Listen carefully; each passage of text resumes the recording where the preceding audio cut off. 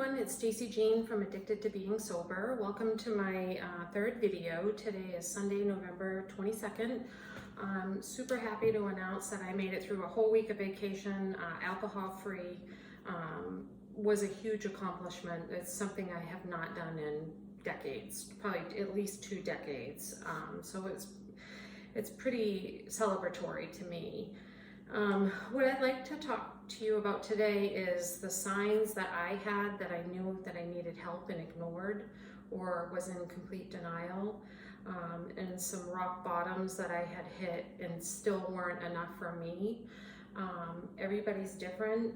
What I do want to say is I'm not a doctor and I'm not a therapist. This is completely just my journey, my experience, and some of my own opinions. So with that being said, some of the things I realized was I had started out, again, social drinking. I still do have social anxiety. Definitely getting better with that. I'm more accepting of myself now, I think, than ever in my life. And I just think it's because I appreciate so much to be able to be here and share this journey, and hopefully again that I'll be able to help somebody out. So I started out social drinking a couple decades ago, and it turned into where I would go out and drink socially, to I would drink on Friday night, to where I would drink on Friday and Saturday night. I'm not quite sure if I remember where along the lines I started drinking daily. It could be a Tuesday, it could be a Wednesday. Some of the things that I would drink out of is stress. Oh, I had a hard day at work, so I need a drink. And again, there was no such thing as one drink. And I think I've known that my whole life. I would then drink out of other feelings. I would drink if I was bored. I would drink because there was a celebration, and I would drink because it's a holiday. I mean, any excuse that I could find to put that glass of wine in my hand, I did, and didn't realize that it wasn't just a vice or a habit. It definitely became a problem, and I think I knew that over the past couple of years when, again, I started drinking in my car. I'd pour wine in a paper coffee cup on my way home. I would sneak drink, which was huge, major problem for me. And I had all kinds of places where I would hide wine. I even got to the point where I'd keep a bottle on the counter and I would refill that same bottle with other wine. So it looked like the same bottle had been sitting there for a week at a time. I'm not sure if my husband caught on to that, but he definitely could tell when the more I would drink, the more cautious I was on how I spoke. And then it would become where I would start to slur and my words would not be completely clear. And then I would drink until I fell asleep. And again, I'm sure I drank until I passed out and didn't realize it until, again, this past few years. I would go to dinner. I would have 1 or 2 glasses of wine at dinner, whether we were out with family, alone, with friends, and then I would go home and drink more. And I knew that was a problem, but again, it was way in the back of my mind that I was in denial. And I think the biggest thing for me is I was so scared to think that I cannot give up drinking. Who in my mind to think that I would never drink again for the rest of my life was just not going to happen. It was not anything that I could fathom in my mind at all. The other big thing is I couldn't wait until my family would go to bed, until my husband was in bed. That way I knew nobody would come back out and I could have more to drink, and in my mind would think nobody knew that. But they did. They just, I don't think anybody realized how bad it was because of all the sneaky things that I would do to try to hide it. And I was a mastermind at hiding. I could hide wine in the craziest places. And I can tell you for sure, when I came home from the hospital and my husband and my daughter swept this house through, and the places they found alcohol they were stunned. And I told them on the phone when I was in the hospital, you need to look in places that you would never think to look. So those were definitely signs that I had an issue, and I definitely also drank to numb the pain. I had suffered childhood trauma, which later on in a video later on I'll talk about that. That's a whole story in itself. But I think the big thing too is I would numb the pain of not being able to accept myself. I've always been terrible to my own self. If there was any part of my body that I could pick apart, I would. I would literally starve myself some days just so I could have the calories of the wine. And then obviously the alcohol calories have caught up to me. And so that's what I'm working on now. It's so funny because we talk about work. We keep buying donuts, and I went 3 days without donuts in a row the week before last without being on vacation. And it's kind of a funny joke, but at the same time, I'm substituting that sugar in place of the sugar of the wine. So instead of the sugar from the grapes, I'm having, sugar that is not healthy for me. So now I'm working on that. And I've got, again, I talked about this already in my past videos, but I definitely have some work to do. So let me see here. A couple of rock bottoms. I'm not going to talk about how I ended up in the hospital quite yet. It's a very deep, dark story. Like I already said, I literally almost died. I don't know why I'm here. I shouldn't be here, but I'm truly blessed to be here. But there was a couple of just things that were so bad. One night I had drank way too much. We were out at a holiday function and I had drank a lot. And I got to the point where by the time we were home, I was completely blackout drunk, but somehow my body was still able to function instead of just passing out. I was so upset. I kept looking at all the pictures in our house and just blown away at how terrible I was to myself and hated the way I looked in the pictures, that I actually took all of the pictures off the wall and smashed them to smithereens, and woke up, in the same clothes, makeup all over my face, didn't realize I had blacked out, drunk, crying, and saw all the damage that I had done in my home. And it was so self-destructive in so many ways. It was mentally self-destructive, physically self-destructive, and that's when my husband said, you have a problem, you need help. And so I went to see a therapist and got to a lot of the reasons as to why my behavior was the way it was, but I just still could not accept myself. And I was actually lying to my therapist about drinking, telling her that I had quit, I'm done. And I just couldn't, I wasn't ready. I couldn't admit it, was in denial, and again, truly was scared to think that I'm going to go for the rest of my life without drinking alcohol. One night, my husband said he was, again, another function, holiday function. We were coming down a main route back to our home, and we were at an intersection. I was determined we were going to go back to this club that I wanted to go to, and my husband was like, no freaking way, you are way too intoxicated. And he made the comment to me, like, I'm sick of driving your drunk ass home. And of course, he was completely right. Everything he has ever said to me has been on point, accurate, and he had the right to say the things that he said, because he knew I needed help. And me, being drunk, intoxicated, and I didn't black out this night, thought it was a great idea to get out of the car and go, fine, I'll walk my ass home, and walk down a main route, no sidewalk, pitch black, high heels, cold out, snowing, high heel boots, and stomped and walked so far that I actually wore the heels off the bottom of my boots And then on top of that, I get pulled over walking drunk in public by a cop coming the opposite way from a jail where he had just dropped somebody off. And once again, happened to be one of my customers at work. So embarrassing. So then he called a deputy sheriff. He was a police officer in another town.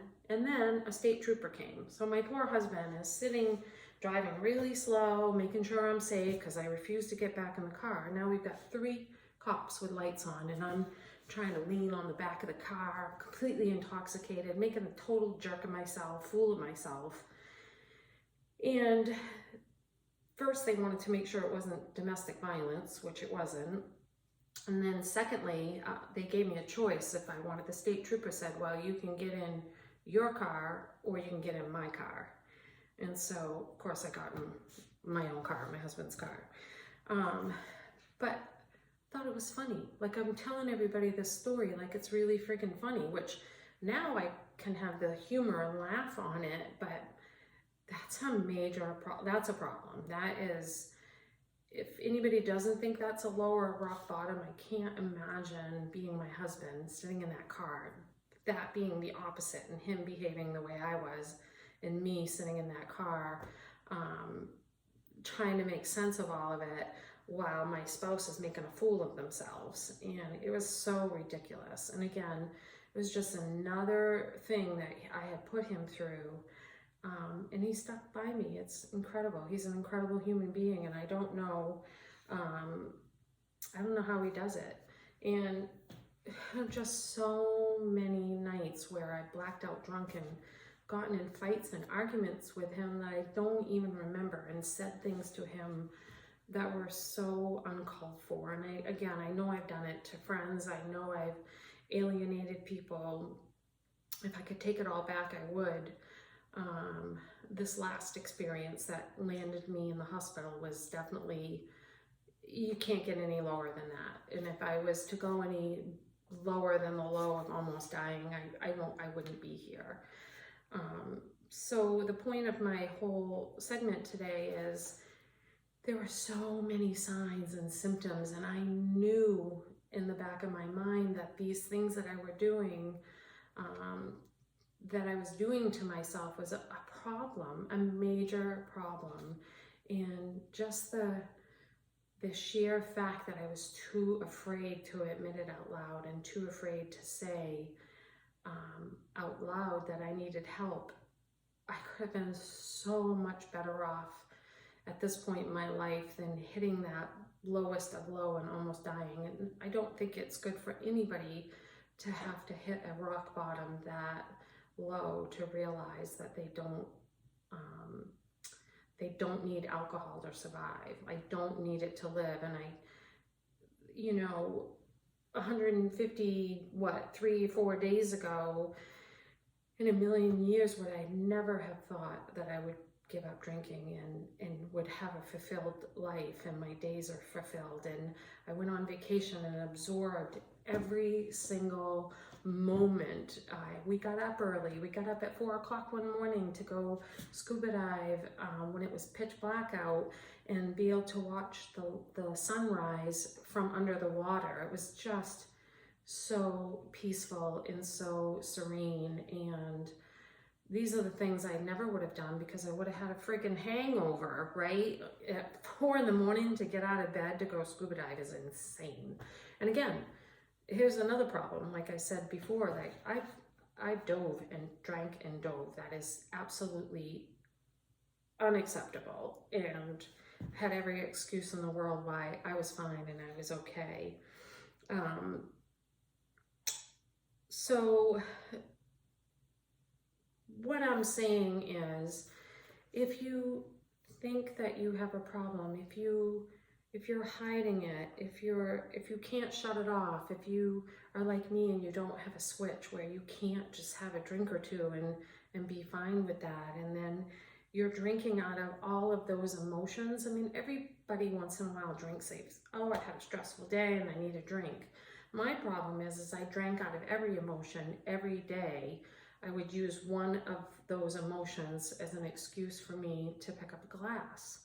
And I knew that I needed help and I was too afraid to ask. So please, if anybody wants to private message me, please do. There are so many tools that I have in my toolbox now. Again, there's so many resources out there. AA is a good one. It took me many different groups to find the right one. And I found two, one in Saco, Maine and one in Portland right on Congress Street. The groups are wonderful and they're people just like me and they're all walks of life, all ages, all types of people.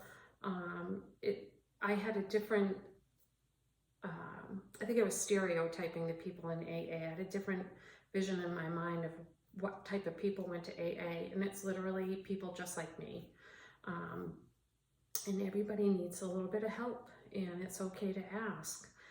And again, I wish I had done it so many years ago. I wish I had done it. And again, you add all of the reasons why I drank in, and then you throw childhood trauma in there. And I suffered some pretty bad childhood trauma and didn't understand that played a part in my behavior. So later on in another video, I'll explain the whole part of childhood trauma and what that meant for me. But I just want to let everybody know that it's okay to ask for help. And then again, I'm going to end with my quote, but I just want to say too, if anybody has any questions or anything they'd like me to talk about, please, at the bottom of the YouTube channel, there's a place where you can ask questions, you can make comments. Please like and share my YouTube video. I would like to keep this channel going, and I would love to help anybody that I can. Especially committed to helping women. I think women should empower women. And I think the thing about women is we tell each other our darkest secrets, but we keep part of that out. Like, we'll tell each other our darkest secrets, but we won't ask for help. And one of the things for me is I had a friend try to tell me that I had a problem, and I didn't want to listen to her, and I didn't realize that my drinking, my behavior made her drinking even worse. She was worse around me drinking, and again, a lot of people that drink push other people to drink. You need your drinking buddies. And so again, she's a person that I definitely hurt in life, and I eliminated her from my life. I pushed her away in a very bad way, and this is somebody that all she wanted to do was help me. And you have to accept that you need help, and you have to ask for help. Otherwise, you're going to keep going down this road that I went down, and I took the wrong path. I had a choice. Once you become addicted, I do believe you don't have a choice. Your brain, the logical part of your brain, if you could just use that before you pick up that first drink, would be fantastic. But for me, my non-thinking part of my brain, my addicted part of the brain, and I didn't realize my body actually, not just mentally, but physically needed the alcohol, overruled the logical part of the brain every single time. And again, it's unfortunate that I'm a person, my personality, I was in denial and needed a freaking really bad crash before I could ask for help. And I'm so thankful that I had basically airbags deploy. I don't know what the hell saved my life, and I don't know why I'm here, but I do believe that part of the reason I'm here is I want to be able to help other people. So I'm going to end with my quote, and I think this is going to go along really good with what I talked about today. And it says, "You don't need to know all of the answers. You just need to be courageous enough to take the first step and trust where it leads." And that's by Bonnie Ware. So folks, I'll see you in a week. and I'll get into something completely different. And again, if there's anything you'd like me to talk about, or you have any suggestions, please, at the bottom of the YouTube channel, there is a place for comments and questions. I would love to hear from anybody. Thank you, and I'll see you in a week.